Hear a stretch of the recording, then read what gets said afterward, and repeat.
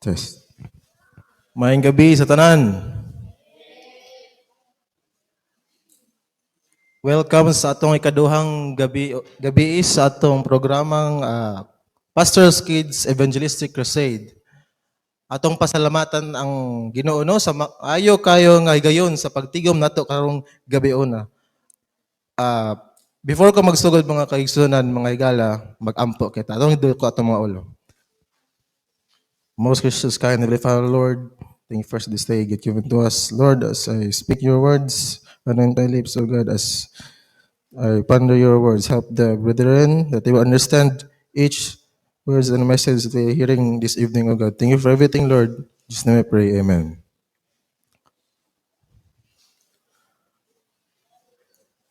Ang topic na nato karon mga higala, Jesus promise, I shall return for you. Si Jesus nagsaad, siya mo balik. Muto ba mo ani mga kahigalaan kay sunan? Tinuod ba jud ning mobalik ang si Jesus? Ato kining saron karong gabi o na atong pagatun-an mga kahigalaan mga kaigsunan. Kaila mo ani mga kahigalaan kaigsunan? Kini si General Douglas MacArthur, usa kini siya ka generals nga taga Amerika nga nakig-away batok sa Japan niadtong World War II. Sa kapanahon ng mga kaigsunan, sadyang naipit na sila sa kalaban ni saad kini siya si General Douglas MacArthur sa mga Pilipino nga I shall return. Mubalik siya sa Philippines para mosuporta. Og sa pila ka mga tuig bulan nga nilabay, wala kini gipakyas ni General Douglas MacArthur. Nibalik siya nga nagdala og 650 ka warboats og 150,000 ka mga sundalo nga niabot sila atong October 20, 1944. Sa pagpadayon, misad ba si Ginoong Hesus nga manhi pag-usab dinhi sa kalibutan mga higala? Atong pag-asayron sumala sa Biblia. Sa Juan 14 bersikulo 1 ngantod sa 3 nagaingon, kinahanglan dili magkaguol ang inyong kasing-kasing, sumalig kamo sa Dios, sumalig usab kamo kanako. Dos, sa balay sa akong amahan, anaay daghang puy-anan. Kung dili pa moingon, baunta ako kaninyo nga muadto ako karon sa pagpangandam ug luna alang kaninyo. 3, og sa mahayadto na ako ug makaandam na ako og luna alang kaninyo, muanhi ako pag-usab ug pagdawaton ko kamo nganhi uban kanako aron nga kun diin gani ako atua usab kamo. So unsa daw mga kahigalaan mga kaigsunan? Ni saad ba si Jesus Christ? Si Jesus Christ mismo ni saad nga mubalik siya usab. Si General MacArthur ganay mga higala ni saad siya, wala kanya pakya sa iyang saad, nituman niya saad, labaw na si Jesus Christ. Kay si Jesus Christ perfecto, dili bakakon, siya ang Ginoo. Dili gid niya kaniya pakyason mga kagailan, mga kaigsunan. Tumanon gid ni Ginoong Hesus ang iyang saad. Sa pagpadayon, unsa ang kahimtang sa iyang pag-anhi? Ato ning kining sayron sumala sa Biblia mga kaigalan. Sa Buhat 1 bersikulo 9 hangtod sa 11 nagaingon, human niya isulti kini, gibayaw siya sa langit samtang nagtanaw sila kaniya. Siya wala na nila makita kay gisalipdan man siya panganod. Yes, samtang nagtutok sila sa langit sa paggayab ni Jesus, may duha ka tawo nga nagbistig puting mitungha pagalit og mibarog tupad kanila. 11, miingon sila, taga Galilea, nganong nagbarog man kamo? Dinhi nga nagsigi man hangad sa langit. Si Jesus nga gibayaw ngadto sa langit, mobalik samang sa paagi sa iyang pagkayab ngadto sa langit. So, usa ka panahon na ng mga higala, mga kaigsunan, no? Samtang ang mga disipulo ni adto sa Mount Olive, nay duha ka tawo ato nga nagsuot og puti. Nangutana nila nganong sige sila tutok sa langit. Di ay mga kaigsunan, kung si unsa si Jesus misaka sa langit, mao usab paagi siya babalik. Ginubaran siya atong mga kaigsunan og panganod. Kung unsa pod siya sa pagsaka, mao pod siya pagbalik mga kaigsunan. Sa pagpadayon mga kaigsunan, pipila man katao ang makakita sa iyang pag-anhi. Kabalo mo mga kaigsunan kung pila? 10,000 ba? 1 million ba katao ang makita? Atong sayron kini mga kaigsunan sumala sa Biblia. Sa pinadayag 1 versikulo 7. Muani siya uban sa mga panganod ug makakita gayud siya sa tanan lakip sa naglangsang kaniya. So mga kaigsunan, ang giingon tanan di ay makakita, dili lang kay pila-pila ra, dili 10,000 kun dili tanan ang makita sa pagbalik na ni Ginoong Hesukristo. Pila gani ang makakita mga kaigsunan? Okay. Sa pagpadayon, mingaw ba ang pag-abot ni Ginoong Hesus? Unsay mahitabo sa matarong nga nangamatay? Mingaw ba kini ang pag-abot ni Jesus Christ mga kaigsunan? Narabay, dili ba pinibadaw sa tibok kalibutan? Narabay saba-saba nga ginagmay lang pag-abot niya atong sayron mga kaigsunan ng mahiglano.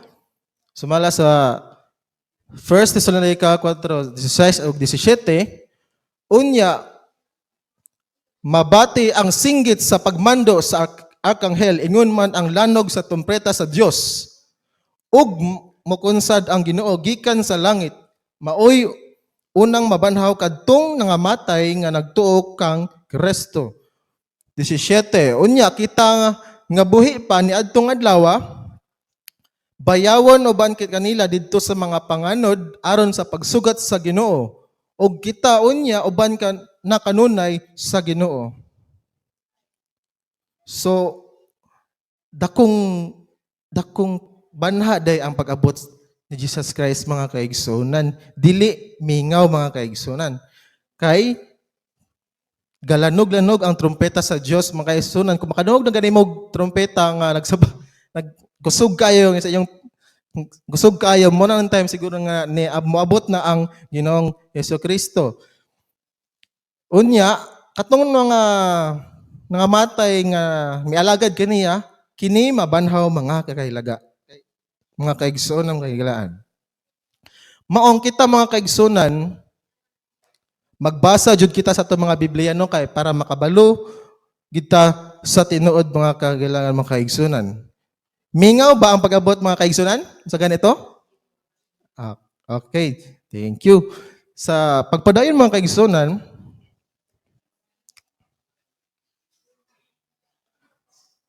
sa pag-ani ni Jesus, unsa ang dangatan sa mga daotan ug makasasala? Kay kung ang mga tarong mabanaw, unsa po'y mahitabo sa mga makasasala mga kaigsunan? Atong tanawon no? Ingon sa pinadayag 6:15 versikulo 15 hangtod 17. Ug unya ang mga hari sa yuta ug ang mga kadagkuan ug ang mga general ug mga dato ug ang mga kusgan ug ang mga matag usa ulipon og tawong gawas mitago sa mga langob ug sa mga pang sa kabukiran ug nanang ingon ngadto sa kabukiran ug kapangpangan tumagpi kami og tabuni kami gikan sa naong sa naglingkod sa trono ug gikan sa kapungot sa kordero kay nahiabot na ang dakong adlaw sa ilang kapungot ug kinsabay arang makabangbang niini. Mga kaigsunan, tanang klase sa mga tao nga nangamatay katong wala matagad og wala mausab og magtuman sa kamaturan og wala magkinabuhi sa mga tarong, maingato sila mga kaigsunan, masilaw sila sa himaya sa Ginoong Hesukristo. Ingon ato nga magpasalipod na sila, magpatumba na sila sa bukid kay tungod sa kasilaw ug sa kusog sa gahom sa Ginoong Hesukristo. Sa atong balikon mga kaigalaan mga gisunan, no? Mga kamaturan sa iyang pag-anhi, si Jesus mismo ang manhi. So dili lang espiritu kundi literal gyud siya manhi mga kaigsunan, personal gyud siyang manhi. B, makita siya sa tanan. So tanan jud mga tao makakita mga kaigsunan. C, madungog sa tanan, madungog ang pag-abot yun ni Ginoong Hesukristo. O ang last, nakong gaham og himaya diha ang pag-abot ni Ginoong Hesukristo.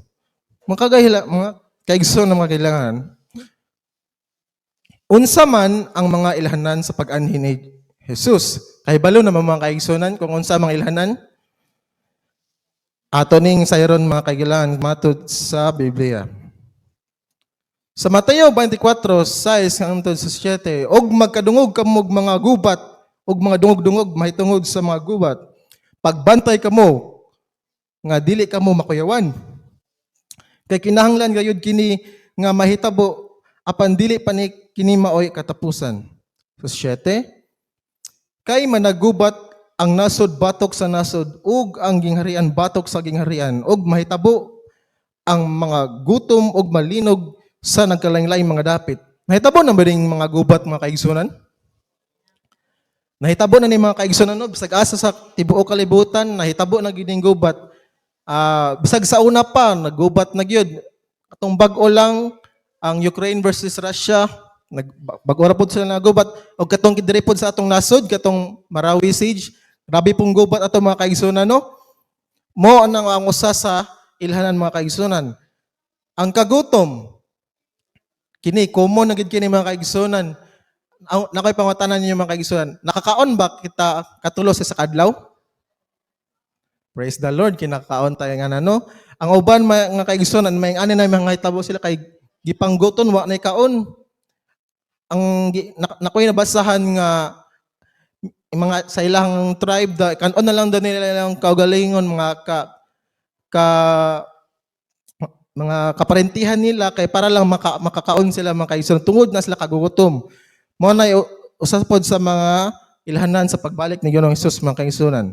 Ang linog, bag-o ra to naglinog itong Domingo mga sir to or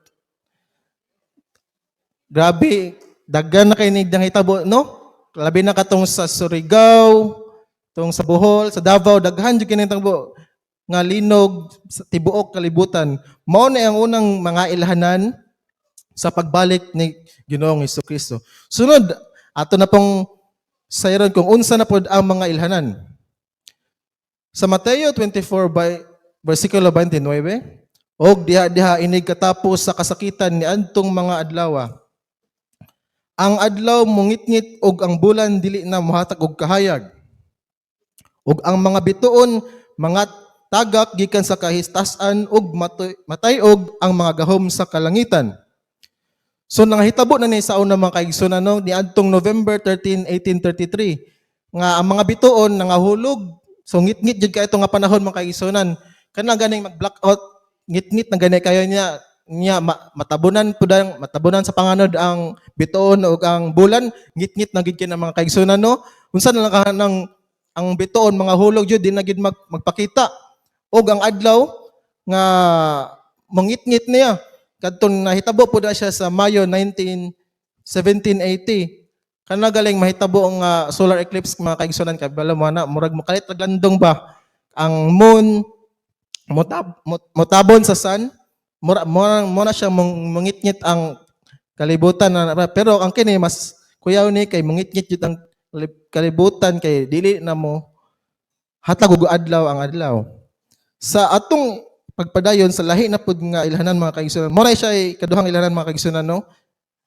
Sa Daniel 12 versikulo 4, apan ikaw o Daniel, himuang tinago ang mga pulong ug takpi ang basahon bisan pahangtod.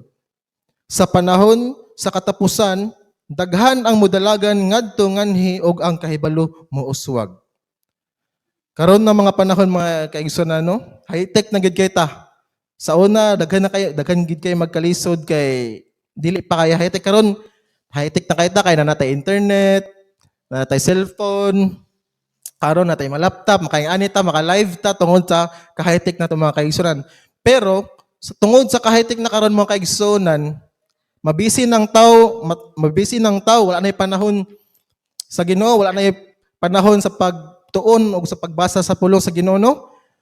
Usahay gani kita mga kaigsunan no nang mas unahon pa nato og punit atong cellphone sa kasayon sa buntag mo pay pagmata nato cellphone na natong agunitan imbes magampo ta or magbasa tag Bible, no? Ako di jud ko exempted ana kay naka-experience sa pag mga kaigsunan. Busa mga kaigsunan no, kinahanglan gyud ta magbasa gyud ta kay kinahanglan magbasa gyud ta mga kaigsunan kay mas unahon gyud dapat nato ang Ginoo mga kaigsunan kaysa mga kalibutanong butang. Sunod nga ilhanan,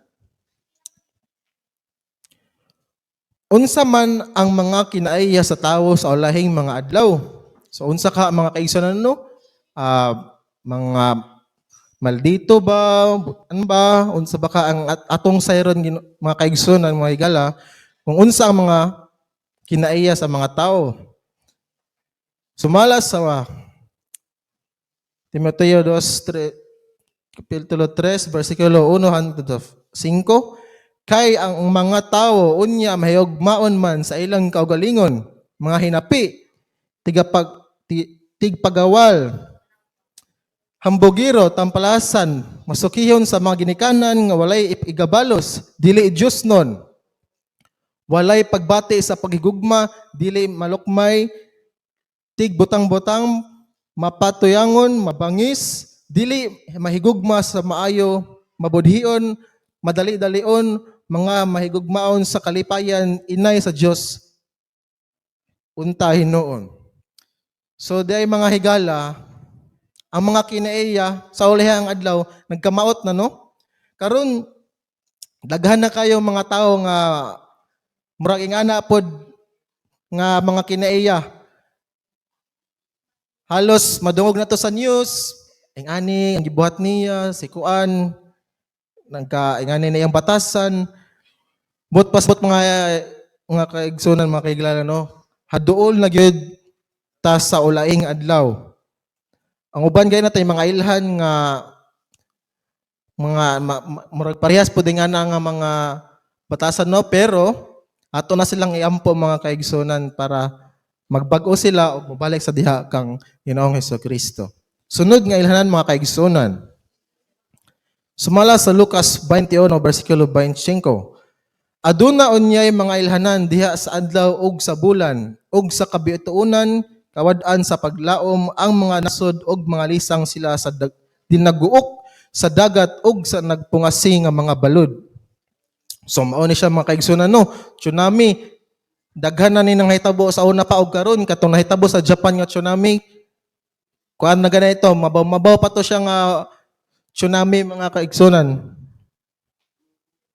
Kakita na mo og salida nga 2012 nga ang tsunami ni lukop sa tibuok nasod og kanang ilang city nila no? Ingana pod siguro mga kaigsunan no sa ulahing adlaw ngana kadagko ang mga balod kanang grabe na ka wild kaayo nga moigo na mulakop og isa ka nasod mga kaigsunan. Mao na ang usapod sa mga ilhanan sa pagbalik ni Ginoong Hesukristo. Sunod, kinahanglan ba nga ipahibalo ang pagbalik sa Ginoo? Kinahanglan ba mga kaigsunan?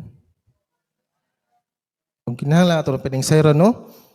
Sa Mateo 24 versikulo 14, og kining maayong balita mahitungod sa gingharian igawali ngadto sa tibuok kalibutan ingon nga pagpamatuod ngadto sa tanan kanasuran ug unya moabot na ang katapusan. Pag madungog na sa tanan ang maayong balita mga kaigsunan no, malukop na ang tibuok kalibutan, tanan tawo na makadungog. Diha na ang oras nga moabot ang Ginoo. Karon gani mas nindot kay tungod sa atong ka-high-tech, maabot na ang katong mga kabukiran no, pamaagi sa internet, radyo, makasangyaw na ta sa maayong balita na mga kaigsunan. Gamay na lang yun kayo, kaigsunan, malukop na siguro ang tibok kalibutan sa maayong balita, mga kaigsunan. Karon mga kaigsunan, unsang orasa maabot si Jesus? Kabalo mo sa oras mga kaigsunan, unsang maabot? Sing maabot siya karong alas 8 ba? Kita mga kaigsunan, atong sayro no, sumalas sa Bible kung anos agad siya maabot mga kaigsunan. Sa Mateo 24 versikulo 36, apan mahitungod sa maong adlaw ug takna walay usa nga nasayod bisan pa ang mga malulunda sa langit, bisan pa ang anak gawas amahan lamang. So unsa daw mga kaigsunan no? Walay nasayod kung kanusa gyud mo balik ang Ginoong Hesus. Kanaganing ni mangawat na to, na ikawatan, kabalo ba mo nga kawatan mo ng adlaw? Di ba wala no? Ingana po ang pagbalik ni Ginoong Hesus mga kaigsunan. Dili na tumabawan yung kanusa gyud siya mo balik. Sa pagpadayon mga kaigsunan, unsay angay na to buhaton nga wala man ta kabalo kung kanusa siya mo balik mga kaigsunan. So ingani atong buhaton mga kaigsunan no. Sumala sa Bible sa Mateo 24 versikulo 42 o 44, busa pagbantay kamo kay wala kamo masayod kung unsang adlaw moanhi ang Ginoo. Busa kamo usab kinahanglan mag-andam kanunay kay moabot ang anak sa tawo sa takna nga kamo wala na magpaabot kaniya. So mga kaigsunan, kay wa man ta kabalo kung anos agid moabot si Jesus Christ mga kaigsunan. Kinahanglan mangandam gyud ta mga kaigsunan, atong andamon atong kaugalingon, atong andamon atong pamilya, atong mga silingan mahigala, tanan mga kaigsunan atong andamon mga kaigsunan. Mga higala, si Jesus haduol na gyud mo balik mga kaigsunan. Ang pangutana, andam na ba kitang tanan mga kaigsunan?